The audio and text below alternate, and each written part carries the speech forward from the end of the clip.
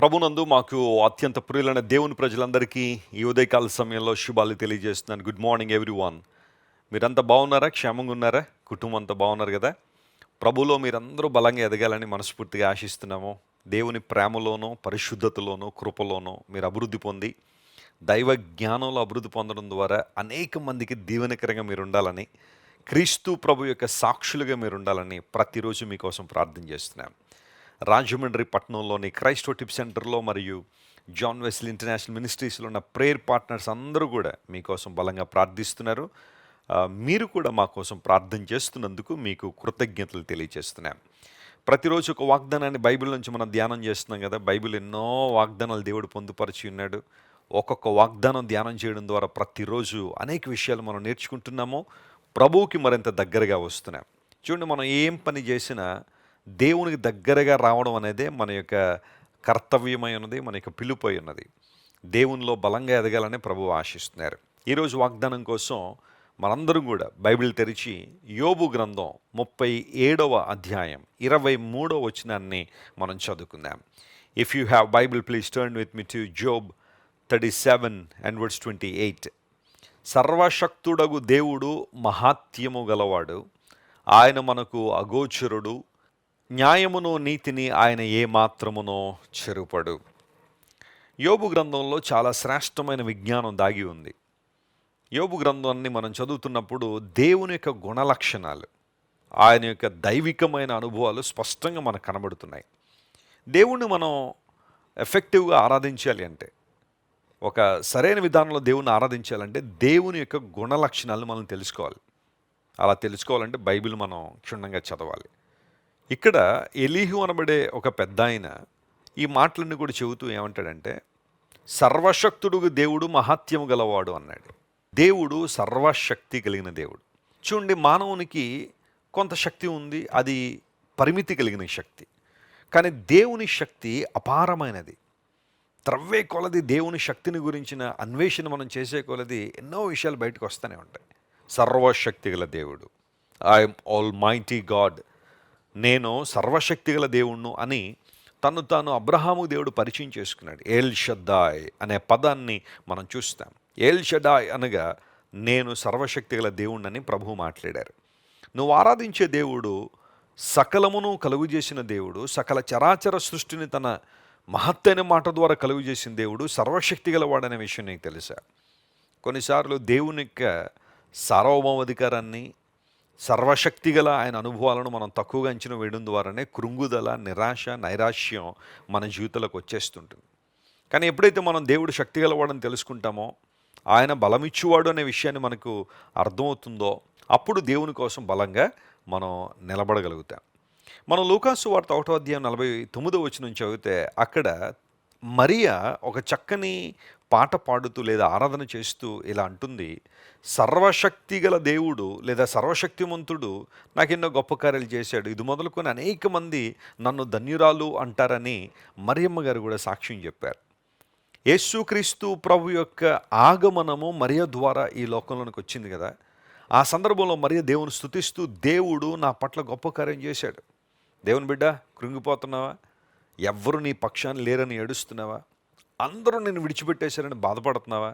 నీ పరిస్థితిని చూసి అందరూ జాలిపడేలా ఉందని దుఃఖపడుతున్నావా? ఒంటరితనంతో మూలుగుతున్నావా? వెస్లీ గారు, మా చాలా పెద్ద ఇల్లండి, కానీ నేను ఒక్కడనే ఉంటానండి. పలకరించేవాళ్ళు లేరు, హృదయం తెరిచి మాట్లాడేవారు లేరు, బిడ్డలు ఎక్కడో దూరంగా ఉన్నారు, మనవరాళ్ళు బిజీ అయిపోయారు, నా ఒంటరితనంతో చాలా ఇబ్బంది పడిపోతున్నాడు, ఎవ్వరూ నన్ను దర్శించేవాళ్ళు లేరు, ఎవ్వరూ నన్ను పలకరించేవాళ్ళు లేరు అనే బాధ నీలో ఉందా? జాగ్రత్త విను దేవుని బిడ్డ, సర్వశక్తి గల దేవుడు నీ పట్ల గొప్ప కార్యాలు చేయాలని, నీకున్న ప్రతి పరిస్థితులను విడుదల చేయడం ద్వారా, తన ప్రణాళికను నీ జీవితంలో నెరవేర్చడం ద్వారా ఇకపై తర్వాత తరాల వారు నిన్ను ఒక ధన్యురాలిగా చూడాలనే దేవుడు ఆశిస్తున్నాడు. What a blessing it is! అది ఎంత గొప్ప ఆశీర్వాదకరమైన అంశం. తల్లిదండ్రుల గురించి కావచ్చు, ఆ పైన తరాలు ఒకవేళ యేసు ప్రభువును అంగీకరించిన వారై ఉంటే, ఆ తర్వాత తరాలు వారి యొక్క మంచితనాన్ని, వారి భక్తిని కనుక కీర్తిస్తూ ఉంటే అది ఆశీర్వాదకరమైన జీవితం. దేవుడు ఎంత గొప్పవాడు ఆయన. అపోస్తలుడైన పౌలు కొరింథీ పత్రిక రాస్తూ 2వ పత్రికలో ఇలా అంటాడు. 6వ అధ్యాయం 18వ వచనం మనం చదివితే, నేను మిమ్మల్ని చేర్చుకుంటాను, మీరు నాకు జనులై ఉంటారు, మీరు నా కుమారులు కుమార్తెలై ఉంటారని సర్వశక్తి గల దేవుడు చెప్పుచున్నాడు అనే మాట అక్కడ వాడారు. మనం దేవుని బిడ్డలమని ఎవరు చెబుతున్నారు? మనం ఆయన కుమారులం కుమార్తెలని ఎవరు సాక్ష్యం ఇస్తున్నారు, ఎవరు చెబుతున్నారు అంటే సర్వశక్తి గలవాడు చెబుతున్నాడు. నేను మిమ్మల్ని చేర్చుకుంటాను, మీరు నా ప్రజలై ఉంటారు. మన దౌర్భాగ్య స్థితిని బట్టి, మన పాపాన్ని బట్టి, మన అపరాధములను బట్టి, మన తిరుగుబాటుతనాన్ని బట్టి మనం దేవునికి దగ్గరగా వచ్చే అవకాశమే లేదు.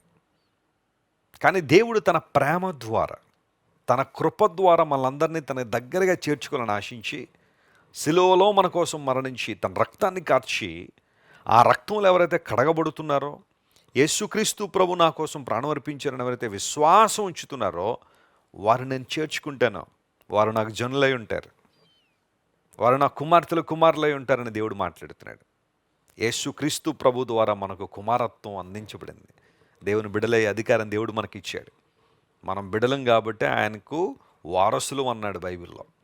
ఆయన ఇచ్చే శాంతికి మనం వారసులం, ఆయన సమాధానంలో మనం వారసులం, ఆయన ఆశీర్వాదాలకు మనం వారసులం. What a comforting message it is.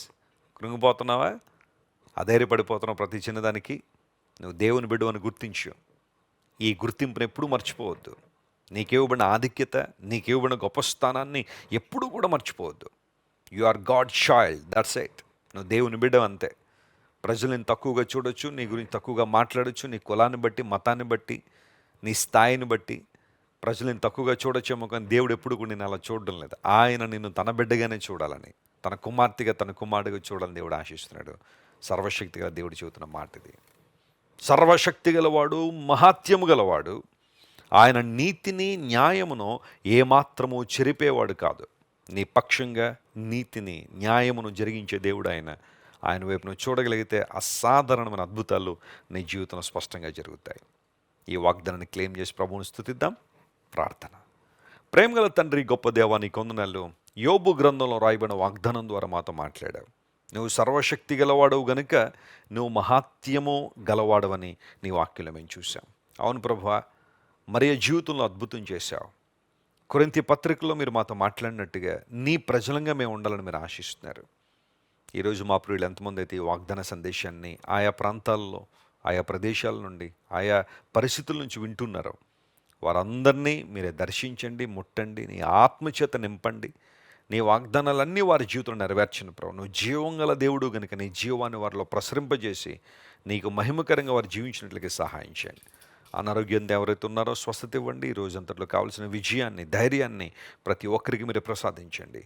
ఘనత మహిమ నీకే ఆరోపిస్తూ యేసుక్రీస్తు నామం పేరిట అడిగి వేడుకొనిచున్నాం తండ్రి.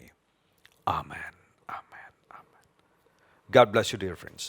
Have a wonderful day. Christ worship center ఓ బలమైన సంఘ ఉజ్జీవం. కొన్ని సంవత్సరాల క్రితం కేవలం ఇద్దరితో ప్రారంభించబడిన పరిచర్య నేడు ప్రపంచవ్యాప్తంగా లక్షలాది మందిని ప్రభావితం చేయుచున్నది. రాజమండ్రి, సికింద్రాబాద్, బెంగళూరు, నెల్లూరు, దుబాయ్, బెహ్రైన్, కరీంనగర్, విశాఖపట్నం, గద్వాల్, కొవ్వూరు, మలకపల్లి, శ్రీలంక, భూటాన్, అడ్డతీగల, పాలమూరు, ఒంగోలు, బళ్ళారి, కోరుకొండ, పోతవరం, నల్లజర్ల, వెంకటరామయ్యగూడెం, మచిలీపట్నం, ఇందిరానగర్లతో పాటు అనేక గ్రామాల్లో క్రైస్ట్ వర్షిప్ సెంటర్ ఆరాధనలు జరుగుచున్నవి. వాక్య సంబంధమైన ఉజ్జీవంలో, పరిశుద్ధాత్మ సంరక్షణలో కొనసాగాలనుకునే ప్రతి ఒక్కరికి మా ప్రేమపూర్వక ఆహ్వానాన్ని అందిస్తున్నాము. రండి, ఆత్మతో సత్యముతో ప్రభువైన యేసుక్రీస్తును ఆరాధిద్దాం. మీరు ఇంతవరకు విన్న దైవ సందేశం మరియు దేవుని సేవకులు చేసిన ప్రార్థన మీకు ఆశీర్వాదకరముగా ఉన్నదని విశ్వసించుచున్నాము. ఈ సందేశాన్ని మీ స్నేహితులకు, బంధువులకు షేర్ చేయండి. మీకు ఏదైనా ప్రార్థన అవసరత ఉన్నచో మా ఫోన్ నంబర్లకు కాల్ చేయండి. దేవుడు మిమ్మల్ని ప్రేరేపిస్తే విశ్వాసంతో సాగుచున్న ఈ పరిచర్యను ప్రోత్సహించండి. మరిన్ని వర్తమానాలు, పాటలు వినుటకు జాన్ వెస్లీ మినిస్ట్రీస్ అను మా యూట్యూబ్ ఛానల్ను సబ్స్క్రైబ్ చేసుకొనండి. ప్రభువైన యేసుక్రీస్తు కృప మీకు తోడైండును గాక.